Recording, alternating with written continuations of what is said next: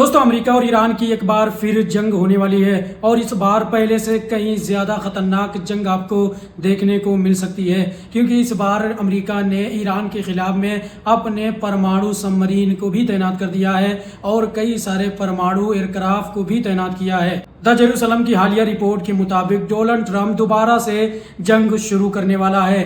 Donald Trump का कहना है कि ईरान सही से नेगोशिएशन नहीं कर रहा है हमसे, इसलिए हम दोबारा से सोच विचार कर रहे हैं ईरान के ऊपर हमला करने के लिए।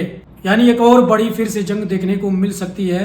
डोनाल्ड ट्रंप इस वक्त पूरी तरीके से बौखलाया हुआ है, क्योंकि ईरान डोनाल्ड ट्रंप की शर्तों को नहीं मान रहा है इस वक्त, इसलिए डोनाल्ड ट्रंप ऐसे बयानबाजी दे रहा है। और डोनाल्ड ट्रंप लगातार मीटिंग भी कर रहा है वार रिज्यूम करने के लिए, दोबारा से ईरान के खिलाफ जंग करने के लिए। दोस्तों, आगे डोनाल्ड ट्रंप ने कहा कि ईरान के साथ होने वाला सीज फायर लाइफ सपोर्ट है, यानी ये सीज फायर कभी भी टूट सकता है। डोनाल्ड ट्रंप ने ईरान की तरफ से भेजी गई प्रपोजल को कचरा कहा है और उस प्रपोजल को डोनाल्ड ट्रंप ने कचरे में फेंक दिया है, ये कहा है डोनाल्ड ट्रंप ने। दोस्तों, डोनाल्ड ट्रंप ने अपने नेशनल सिक्योरिटी टीम के साथ में एक हाई लेवल मीटिंग की है, जिससे दोबारा ईरान के ऊपर मिलिट्री एक्शन लिया जा सके, मिलिट्री एक्शन लेके ईरान को झुकाया जा सके और ईरान के ऊपर दबाव बनाया जा सके, ताकि ईरान अमेरिका से डील कर ले।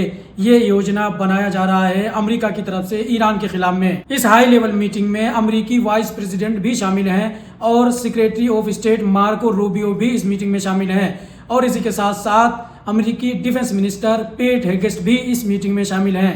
यानी एक बड़ी हाई लेवल की मीटिंग अमेरिका में चल रही है इस वक्त ईरान के खिलाफ में दोबारा मिलिट्री एक्शन लेने के लिए। कुल मिला के अमेरिका ईरान के ऊपर दोबारा हमला करने वाला है, क्योंकि ये लालची अमेरिका चाहता है कि ईरान अपना यूरेनियम हमें दे दे और अपने तमाम न्यूक्लियर साइट को डिस्ट्रॉय कर दे। ये प्रपोजल दिया था डोनाल्ड ट्रंप ने ईरान को, लेकिन ईरान ने इस प्रपोजल को मानने से इनकार कर दिया है। मैंने पिछली ही वीडियो में आप लोगों को बता दिया था। बाकी आप लोगों को क्या लगता है, क्या दोबारा जंग हो सकती है अमेरिका और ईरान के बीच में?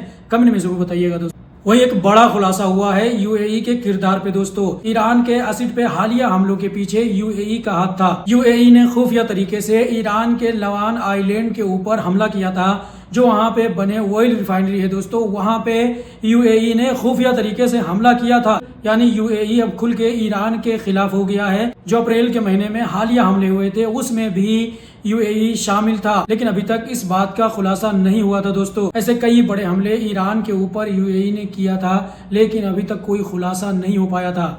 वही मलेशिया और सऊदी अरब के बीच में एक नया कॉन्फ्लिक्ट शुरू होने वाला है। मलेशिया के साबिक पीएम महातीर मोहम्मद ने एक ऐसा बयान दिया है जिससे पूरी दुनिया में हलचल मच गई है। महातीर मोहम्मद ने कहा कि हरमैन शरीफ यानी मक्का और मदीना पे सिर्फ सऊदी अरब का हक नहीं, बल्कि तमाम मुस्लिम ममालिक का उस पे हक है। हरमैन शरीफ के इंतजामात में तमाम मुस्लिम कंट्रियों को हिस्सा लेना चाहिए। महातीर मोहम्मद ने आगे कहा कि यह मुकद्दस ज़मीन मक्का और मदीना सिर्फ सऊदी अरब की नहीं है, बल्कि पूरी उम्मा की है।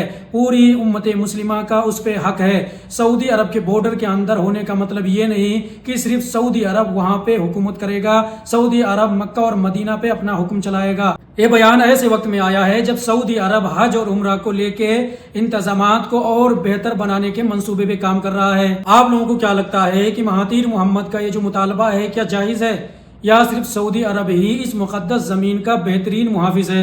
आप लोग अपनी राय कमेंट में जरूर बताइएगा। वहीं दूसरी तरफ मोदी जी ने पिछले 24 घंटों में भारत के लोगों से 2 बार अपील कर चुके हैं।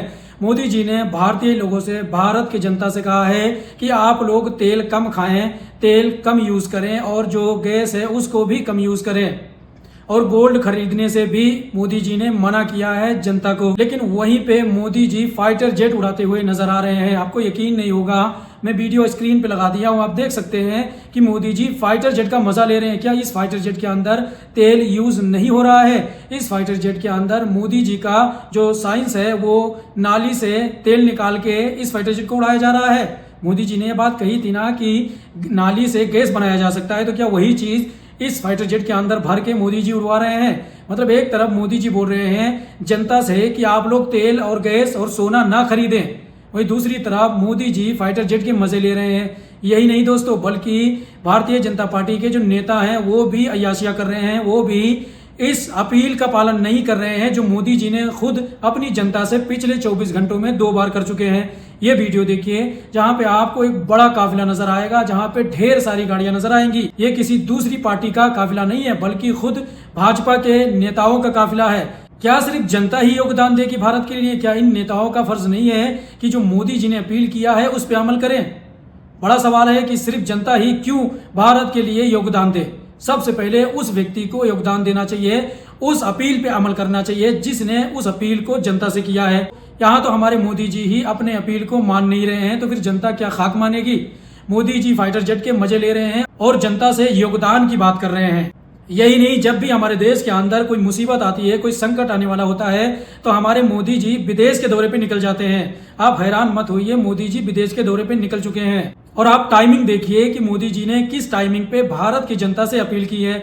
इतने दिन जंग को हो गए ईरान अमेरिका के, लेकिन अभी तक मोदी जी ने अपने मुंह को खोल के जनता से ये अपील नहीं की कि आप लोग तेल और गैस को कम यूज करें। लेकिन जब पश्चिम बंगाल में मोदी जी जीत चुके हैं, तब भारत की जनता से अपील कर रहे हैं। यानी इलेक्शन से पहले भारत के अंदर कोई भी संकट नहीं थी। जब इनके पार्टी के लोग रैलियां कर रहे थे, खुद मोदी जी रैलियां कर रहे थे, तेल भर भर के यूज किया जा रहा था, गैस को भी यूज किया जा रहा था, तब कोई समस्या नहीं थी।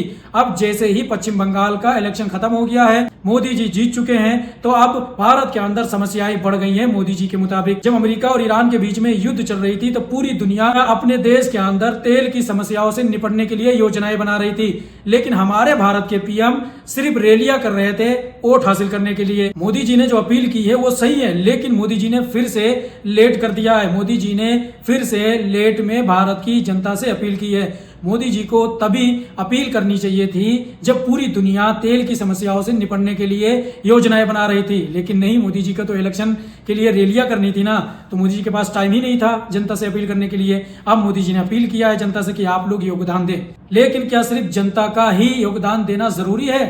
क्या इन नेताओं का योगदान देना जरूरी नहीं है? आप लोग कमेंट में जरूर बताइएगा दोस्तों। आप लोग क्या कहना चाहेंगे इन तमाम खबरों के बारे में? कमेंट में जरूर बताइए। इस वीडियो को शेयर करें और ऐसी ही वेरीफाइड खबरों को देखने के लिए चैनल को सब्सक्राइब, पेज को फॉलो नहीं किया है तो आप लोग जरूर कर लें।